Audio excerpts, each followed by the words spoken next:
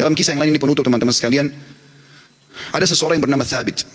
Tidak ada orang, atau mungkin sedikit orang yang mengenal siapa itu Thabit. Kali ini anda akan dengar di khutbah Jumat ini siapa orang ini. Thabit rahimahullah, seorang yang sederhana di kota Kufa di Irak dan tidak terlalu dikenal pada saat itu. Tapi dia termasuk orang yang bertakwa kepada Allah Subhanahu wa taala, orangnya miskin.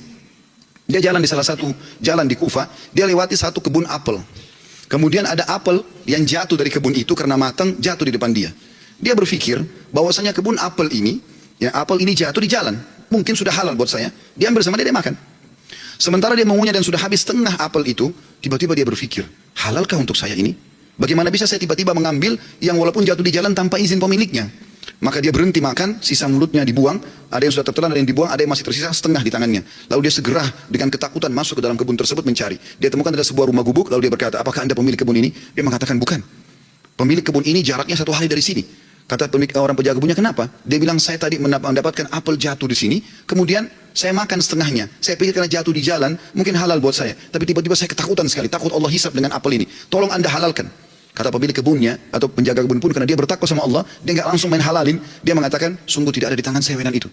Pemilik kebun ada 1 hari dari sini. Kata Thabit rahimahullah, demi Allah saya akan datang ke sana. Jalan sehari semalam jalan kaki hanya untuk mencari kehalalan setengah apel yang sudah dia makan. Karena takutnya dihisab hari kiamat. Begitu datang ketemu sama pemilik kebun itu, kemudian pemilik kebun itu ditanya sama dia, Thabit bertanya, apakah anda pemilik kebun yang ada di sini dan di situ? Dia mengatakan iya. Dia bilang, saya jauh-jauh datang sehari semalam perjalanan karena kemarin kejadiannya begini. Saya temukan ada apel jatuh satu dari pohon anda di jalanan, lalu saya memakannya karena saya lapar. Kemudian saya tiba-tiba ketakutan pada saya sudah makan setengah. Setengahnya sudah ada, sebagian saya makan, sebagian sudah saya buang, ini setengahnya tersisa. Walaupun sudah busuk saya tetap bawa. Tolong halalkan. Orang tersebut melihat halal gitu. Lalu kemudian dia mengatakan, pemilik kebunnya mengatakan, apakah kau jauh-jauh datang untuk itu? Dia bilang iya. Kata pemilik kebunnya, saya akan halalkan sama kamu tapi dengan satu syarat. Kata Thabit, apa syaratnya? Kau harus nikahi anak saya. Kata pemilik kebun itu, kau harus nikahi anak perempuan saya. Tapi kau perlu tahu sebelum kau nikahi, anak saya itu tuli, nggak bisa mendengar, bisu nggak bisa ngomong, buta nggak bisa melihat, dan lumpuh nggak bisa bergerak.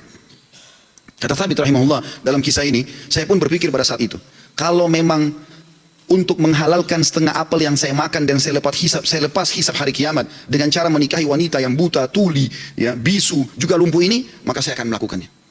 Maka kata Thabit rahimahullah, orang itu tidak tunggu waktu, dia langsung panggil 2 orang saksi, dia minta, ya, dia mengatakan, saya nikahkan kau sama anak perempuan saya Fulana binti Fulana, lalu menikahlah dia. Kata Thabit, lalu saya disuruh masuk ke ruangan untuk bertemu dengan istri saya.